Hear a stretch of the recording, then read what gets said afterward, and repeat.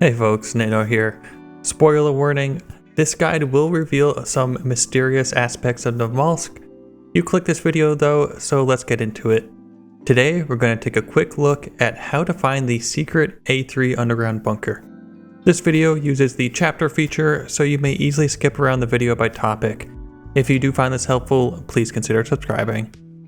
I'm going to firstly give you the short version, then I'll go into a full walkthrough that's a little bit longer with some additional tips. Step 1, you will need to go to the A2 underground base. If you don't know how to get there, I'll go over that later on in the video. Step 2, once the EVR storm starts to generate, you will need to head to the 3rd floor beam room of A2.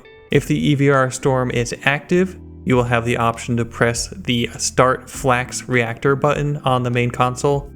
Once this button is pressed, this will stabilize the anomaly portal. Step 3, you will need to run all the way to A1 where the anomaly portal is. Jumping into the portal will now take you to the A3 underground base.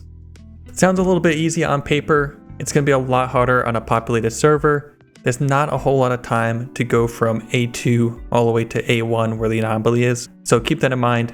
If you get there too late on the EVR storm, you're going to be out of luck and you're probably not going to make it in time. Now let's go ahead and take a closer look at each step. This is going to be a little bit more of an involved version. Before we start, there are a couple tools which will make this process easier. Bringing a light source is a must. Both A2 and A3 are pitch black darkness. There is also a new item, I hope I say this correctly, a muon detector. Basically what this device is going to do, it is going to let you know that the EVR storm is happening a little bit sooner. That way you know exactly when you should get to A2, so you can press the button and get to A1 with plenty of time to jump through the portal.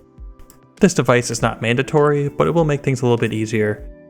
Alternatively, of course, you could just stand by the button and wait for it to become active. Lastly, an APSI helmet will be very helpful as it will protect you from the EVR storm's negative effects and damage, as well as letting you know if an EVR storm is active. Let's go back over our steps in a little bit more detail. Firstly, getting from the northern spawn points down to A2 can be a difficult journey. I do have a more in-depth guide on how to find A2 that I'll link right now in the top right. The basic journey is heading south and using the Saraja Tower as a marker to tell you you're going in the right direction. A2 will be just down the hill east of the Saraja Tower. So if you're heading south and see the tower, it'll be on your left side. Secondly, you will need to get yourself to the beam room of A2. The beam room is on the 3rd floor. Once in the beam room, wait by the main control unit. When the EVR storm starts to generate, you will see a prompt allowing you to press the button labeled Start Flax Reactor. Once pressed, the reactor will glow blue, signifying the A1 anomaly has been stabilized. Thirdly, with the button pressed, you will need to head directly to A1 to make it there in time before the anomaly disappears.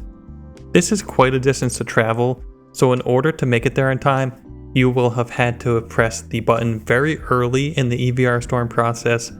I'll give you a quick rundown on how to get from A2 to A1. At the start, try to keep this road here on your left hand side and follow it. When it starts to turn, just hit straight.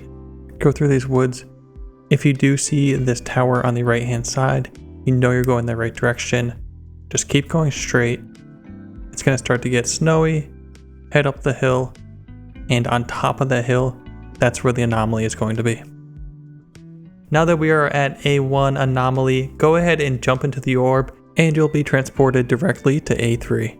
Alright, now that you're in A3, I'll leave it up to you to explore the area and find for yourself all the interesting bits. I'll just mention to escape from A3, you will need to either jump through the A3 anomaly or head down to the bottom floor. Keep taking stairways and ladders down until you get to the lowest level. The final ladder will drop you into a pool of water. You cannot climb back up that ladder. Exiting the area will place you in the railroad tunnel. Alright, good luck finding A3, and please share your stories in the comments. I'd love to hear about your successes, failures, or just crazy things that happen along the way.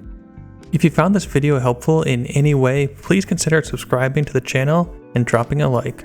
As always, have fun in DayZ, take it easy, peace.